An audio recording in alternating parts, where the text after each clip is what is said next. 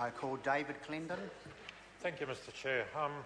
I'm pleased to speak in this committee to this bill, which the Greens are opposing. We have opposed up to now and will continue to oppose. No surprises there, I'm sure. It would take a great deal for the Greens to support this bill. I think it would require amendment to the extent that it would no longer be the same bill. The reason we are opposing, clearly, is that this bill goes far too far in terms of compromising people's reasonable expectations of privacy in the name of apparently protecting our rights as citizens, enabling the police and other agencies, many other agencies, to go about their business.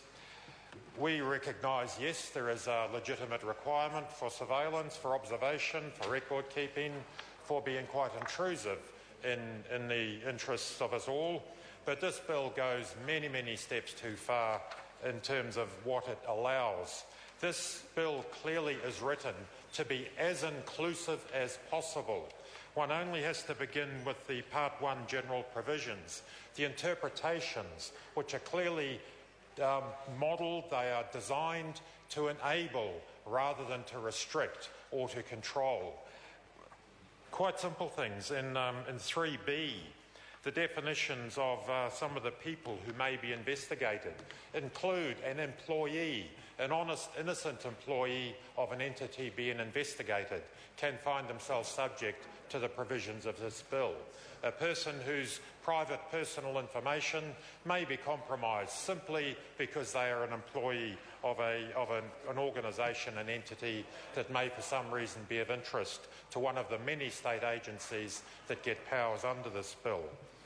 Evidential material, again in the interpretations, any item, evidence or any other item, tangible or intangible, of relevance. That is an extremely broad brush interpretation. It allows for virtually anything, tangible or intangible. We assume that means, of course, electronic data that may be of relevance. Who makes that test of relevance? The definition of what constitutes or may constitute an interception device. I don't think it'll give much comfort to any of us to know that hearing aids are specifically excluded and may not be used to spy upon us. Just about, or spectacles, yes. Any electronic, mechanical, electromagnetic, optical, electro-optical instrument. Any other device that is used or capable of being used to intercept or record private communication. These are incredibly broad, wide-ranging, inclusive interpretations. There is no reasonable effort made here to limit the powers that are offered by this legislation. To the contrary, we heard a reference by the previous speaker of the issuing officer role. It's interesting to note that Section 106 allows the Attorney-General to nominate, to empower people like judges, justices of the peace as issuing officers. It also allows the Attorney-General to nominate any other person for a period of 3 years, meaning issuing officers may be virtually anybody the Attorney-General of the day decides would be an appropriate person to sit into that role. I'll speak more in this context later when we consider the Minister's very substantial SOP in terms of the inclusiveness, the broad-ranging nature of the definitions, the interpretations. There are already very significant powers available in terms of electronic investigation particularly. I was in a court earlier in the week, and without needing to comment on the substance of that hearing, no, I was observing Mr Bridges. I was simply observing, as one does.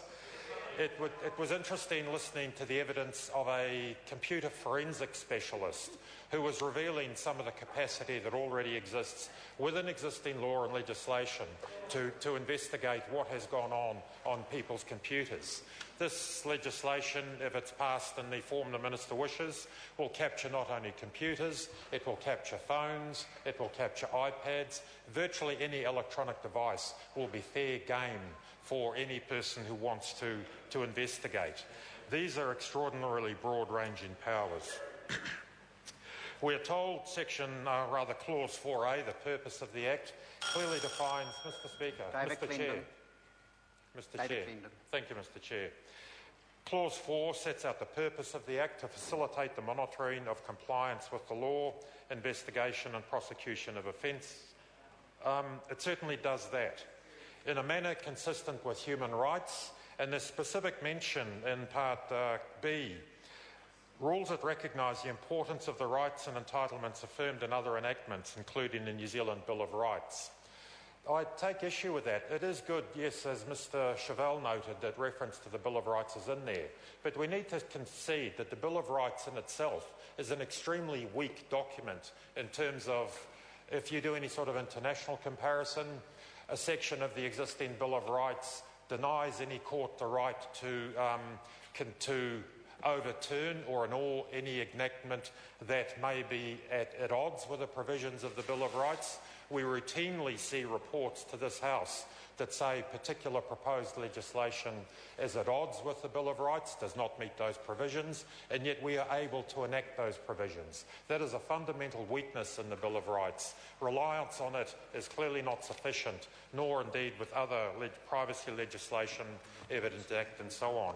We can take very little comfort from the fact that the Bill of Rights, for example, is referenced in this bill. We know that this House can very readily and routinely does subvert the good intention of that bill. We tend to wear our freedoms very lightly in New Zealand. We have a history, I guess, of trusting governments and legislation and indeed enforcement agencies.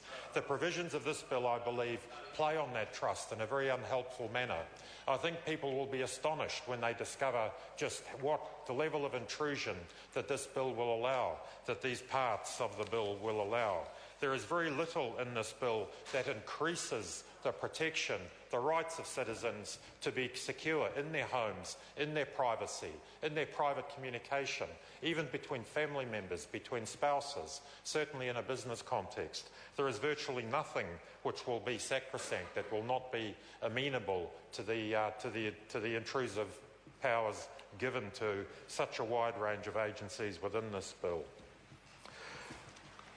There are later parts, as I said, but I do think that right up front in the bill, the purpose of the bill is spelt out very clearly. It is intended to make it easier for New Zealanders' privacy, for their private communications, for their private business, their day-to-day activities to be observed, recorded, imposed upon. There is very little, if anything, in this bill that we see which adds appropriate balance to the protection of our civil liberties and human rights. Thank you, Mr Chair. Call Tim McIndoe. I'm happy to.